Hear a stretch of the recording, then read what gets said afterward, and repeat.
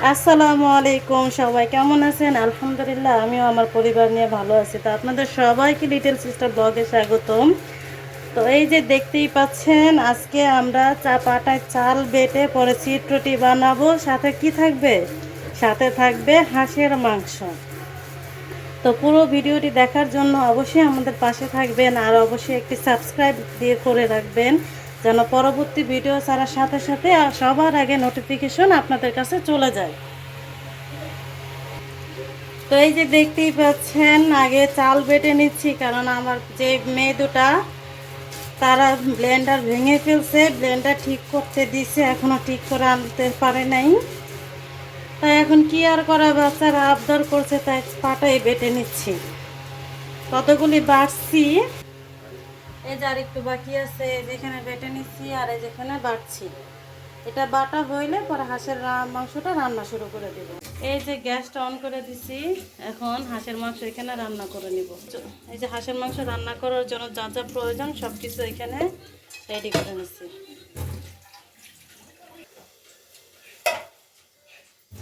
পানিটা শুকিয়ে গেছে, এখন এটার ভিতর আমরা তেল দিয়ে দিব। এই যে আমার মা তেল দিয়ে দিতেছে।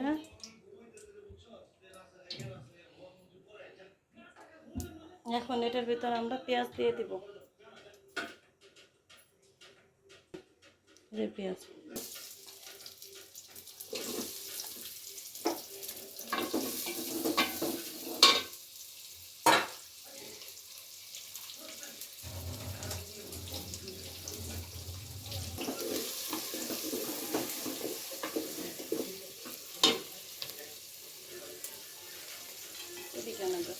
এই যে গরম মশলা,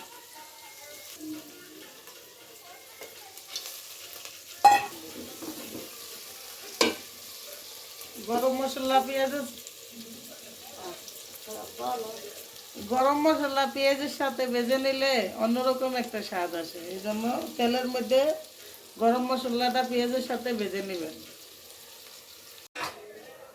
এই যে এখানে আদা আদা রসুন বাটা রয়েছে, আর এখানে হচ্ছে নারিকেল বাটা। মোটামুটি বেরেস্তা হয়ে গেছে, এখন আমরা সব বাটা উপকরণগুলো দিয়ে, এখানে ধনিয়া বাটা, গোলমরিচ বাটা, জিরা বাটা, শুকনা মরিচ বাটা, আর হলো এলাচ বাটা, এই যে হলো নারকেল বাটা, এই যে হলো আদা রসুন বাটা।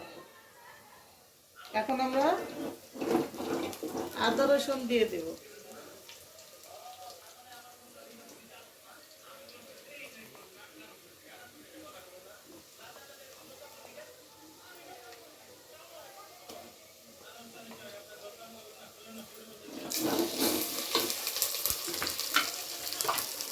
বাটা দিয়ে দেব।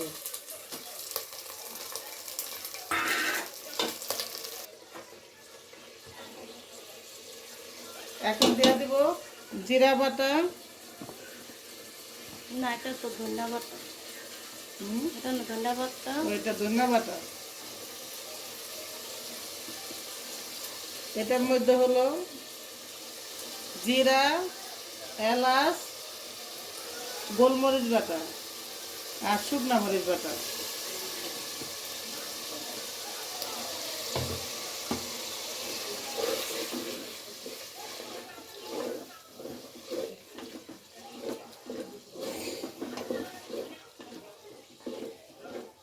দিব, হলুদটা দিব শুধু গুঁড়া, আর সবই পাটা বেটে দিচ্ছি।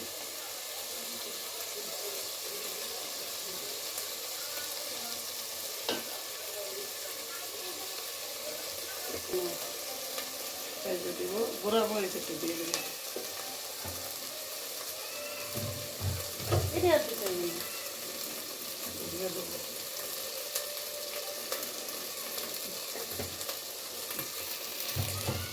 না।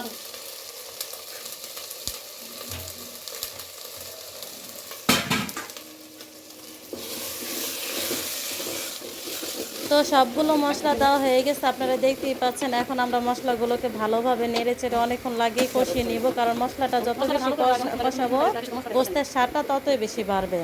মশলাটা এই যে দেখতে পাচ্ছেন, আমার মা ভালো করে একটু পানি দিয়ে কষিয়ে নেড়ে চেড়ে কষিয়ে নিচ্ছে। যে এখানে পানির পরিমাণটা কম হয়ে গেছিলো, যেন আরেকটু পানি দিয়ে ঢাকনা দিয়ে ঢেকে দিচ্ছে। এই যে দেখেন এখন ঢাকনা উঠানোর পরে কড়াই চলে আসছে না, এটা আপনারা সবাই একটু অবাক হয়ে যাবেন, কারণ যে পাতিলের ভিতরে মাংসটা বসেছিল সেই পাতিলেরটা অনেক পাতলা ছিল, এই জন্য মশলাটা লেগে যাইতেছিল। তাই আমার আম্মু ভাবতেছে যদি মশলাটা পুরা লেগে যায় তাহলে মাংসের তরকারিটা তো একটু তিতা তিতা লাগবে। তাই আমার আম্মু কি করছে, ওই সেই একটা কড়াইয়ের ভিতরে ওই মশলাটা ঢেলে নিছে। এই যে দেখতে পাচ্ছেন এখন মশলাটাও কষানো হয়ে গেছে, তাই আমার আম্মু হাঁসের মাংসগুলো দিয়ে দিচ্ছে।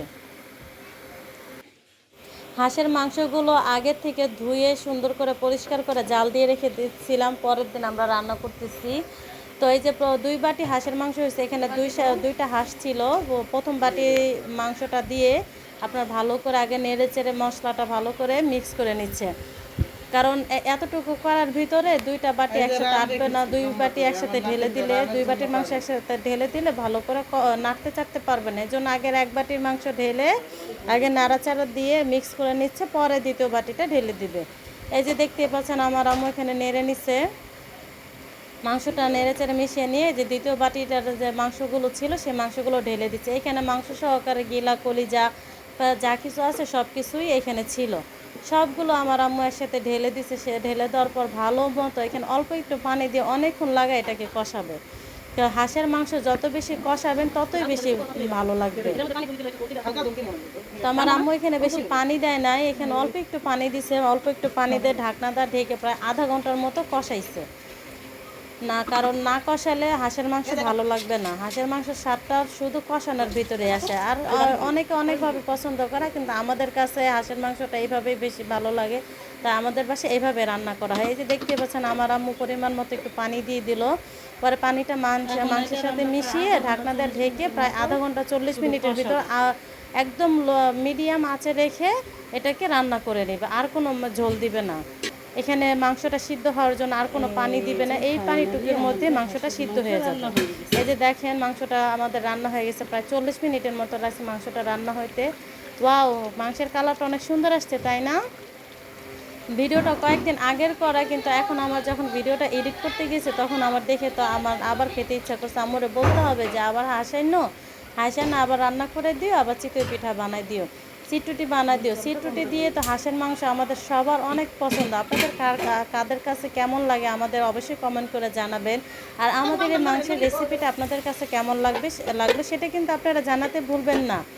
আর এই যে দেখতে পাচ্ছেন হাঁসের মাংস রান্না শেষ হয়ে যাওয়ার পর ওই যে চালগুলো বেটে রাখছিলাম, সেই বেটে রাখা চালগুলোর সাথে একটু আটা মিক্স করে যে আমরা একটা প্রথম রুটিটা তৈরি করে নিচ্ছি।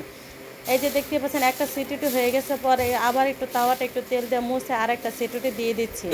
অনেকে অনেকভাবে দেয়, কিন্তু আমার কাছে এইভাবে দিতে ভালো লাগে, এবং এইভাবে দিলে রুটিটা অনেক সুন্দর লাগে, জালি জালি লাগে, আমার কাছে অনেক ভালো লাগে। সিটুটি বানাতে এত বিরক্তিকর যে যতবার আপনি আমার সিটুটি বানানো হয়ে গেছে হাতটা ধুইতে হবে। খেতে বসে গেছে, তো তাদেরকে প্রথমে 2টা প্লেটে দিছে একদম গরম গরম মাংস, গরম গরম রুটি, তাই ছড়ানো প্লেটে দিছে। আর আমার বাচ্চারা এই প্লেটটা খেতে অনেক বেশি পছন্দ করে। তো আমাদের তো সিটুটি তৈরি হয়ে গেছে, হাঁসের মাংস রান্না হয়ে গেছে, এখন শুধু খাওয়ার অপেক্ষা। তো কার কার এরকম হাঁসের মাংস দিয়ে সিটুটিটা খেতে পছন্দ করে না, হাঁসের মাংস কে কীভাবে পছন্দ করেন আমাদের কিন্তু জানাতে ভুলবেন না। আর আজকের এই ভিডিওটা কেমন লাগলো অবশ্যই একটি কমেন্ট করে আমাদের জানিয়ে দিবেন।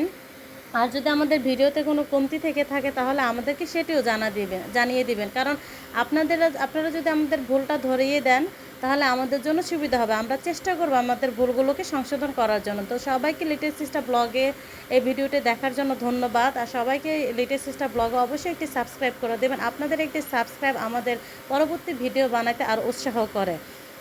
আর একটি লাইক করে দিবেন, তাহলে বুঝবো যে না আপনাদের কাছে আসলে ভিডিওটি ভালো লাগছে। আপনাদের সবাই ভালো থাকবেন, সুস্থ থাকবেন। পরবর্তী ভিডিওতে আবার দেখা হবে। আল্লাহ হাফেজ।